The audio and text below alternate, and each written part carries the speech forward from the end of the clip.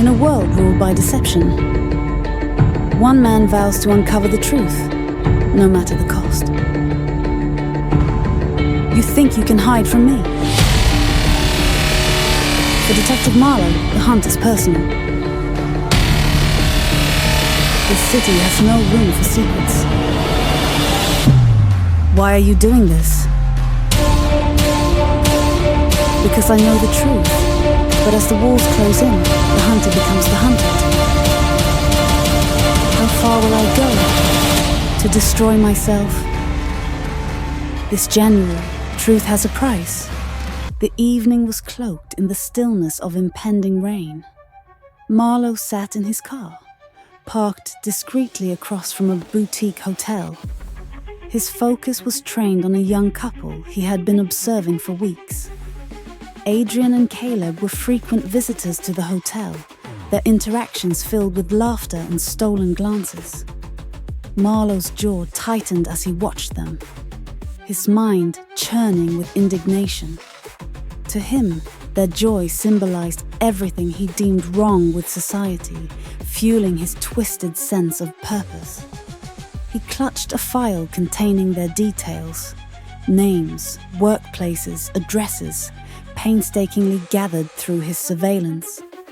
Adrian worked as a graphic designer, Caleb as a teacher. They were an ordinary couple in their 20s, blissfully unaware of the storm about to engulf them. Marlow's fingers drummed against the steering wheel as he rehearsed his next move, the plan forming in his mind like a dark cloud. He needed to catch them in the act, something irrefutable to justify his crusade. Tonight, he would take the next step. As the hotel lights flickered on, Marlow's eyes locked on to the couple entering the building. Their hands brushed briefly, a tender moment that only deepened his resolve. He waited a few minutes before stepping out of the car, the cool night air biting at his skin. His steps were measured, deliberate, as he crossed the street and entered the hotel lobby, his badge ready for use. The receptionist, a young woman with tired eyes, barely looked up as Marlow flashed his credentials. "I'm investigating suspicious activity," he said curtly. "Room 214. I need access." The staff's compliance was almost too easy, granting him the room number without question. Marlow ascended the staircase, his heart pounding with a mix of anticipation and unease. Outside the room, he pressed his ear against the door. Muffled laughter and indistinct murmurs seeped through, their intimacy gnawing at him. The sound was too human, too warm, a stark contrast to the cold righteousness he clung to. Summoning his resolve, Marlow knocked sharply. The laughter ceased. After a moment of hesitation, Adrian opened the door, his expression shifting from confusion to alarm at the sight of Marlow's badge. Without waiting for an invitation, Marlow pushed past him, his gaze sweeping the room. Caleb emerged from the bathroom, a towel draped over his shoulders, his face mirroring Adrian's shock. "What is this about?" Adrian demanded, his voice firm despite the tremor beneath it. "An investigation," Marlow replied coldly. "I have reason to believe illegal activities are taking place here." The couple exchanged bewildered glances. "Illegal? We haven't done anything wrong," Caleb protested, his tone tinged with fear. Marlow began rifling through their belongings, his actions invasive and relentless. Adrian's protests grew louder, but Marlow ignored them, his focus unyielding. Finally, Adrian stepped forward, his voice rising in defiance. "You have no right to do this. We're calling a lawyer." Marlow's gaze snapped to him, his expression darkening. "Go ahead," he sneered. "But you should think twice about the kind of attention that will bring." The veiled threat hung in the air, silencing Adrian. The tension in the room was suffocating, a clash of fear, anger, and Marlow's unrelenting obsession. Caleb placed a hand on Adrian's shoulder, pulling him back, his eyes pleading for calm. "Let him finish," he whispered.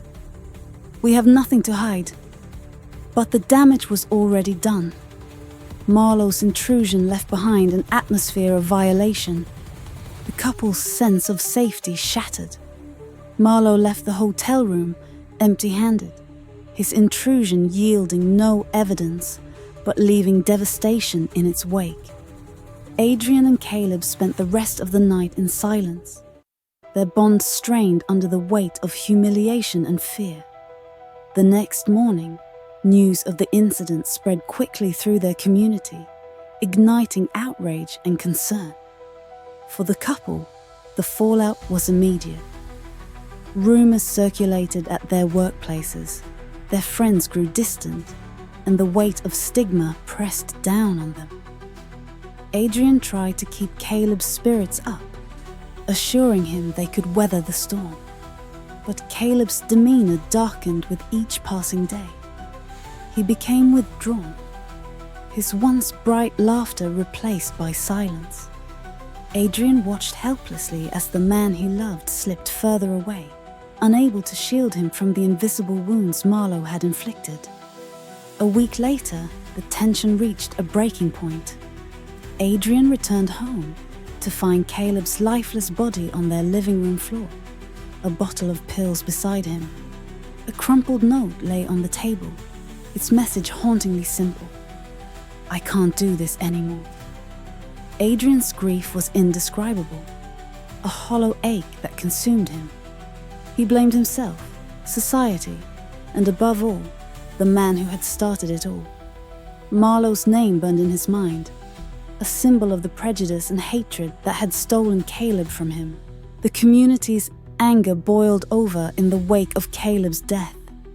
Protests erupted, demanding accountability and justice. The media caught wind of the story, turning the spotlight on Marlow. His superiors began questioning his actions, their faith in him wavering as public scrutiny mounted. Marlow, however, remained unrepentant, convinced his mission was just. Late one night, as Marlow reviewed his notes, a brick crashed through his window, shattering the quiet. Attached was a note scrawled in furious handwriting. "Your crusade has blood on its hands." He clenched the paper, his mind a storm of anger and paranoia. The backlash only fueled his resolve. But for the first time, a seed of doubt took root. Was he truly cleansing society, or was he simply destroying lives? As Marlow stared at the broken glass, the shadows seemed to close in around him. Outside, a figure lingered in the darkness, watching. The line between hunter and hunted blurred. And for the first time, Marlow felt the weight of the storm he had unleashed. The war he had started was spiraling out of his control, and he was no longer certain he would emerge victorious. Want to know what happens next? I won't spoil it for you here. You can dive into the full story in this amazing ebook. It's packed with twists, suspense, and a conclusion that will blow your mind. The full story is waiting for you. Just click the link pinned in the comments section and grab your copy. You'll be glad you did. So, what are you waiting for? Unlock the full adventure now, and let me know what you think of the ending. It's unforgettable, and that's where this episode ends. But trust me, the story is just getting started. In the next part, things take an unexpected turn, and secrets you never saw coming will be revealed. You don't want to miss it. Make sure to subscribe to my channel and hit the notification bell, so you're the first to catch the next episode. And if you're as hooked as I am, let me know your thoughts in the comments below. Got any theories or guesses about what might happen next? Share them, I'd love to hear them. Thanks for watching, and I'll see you in the next episode of The Gay Hunter. Until then, stay curious and stay tuned.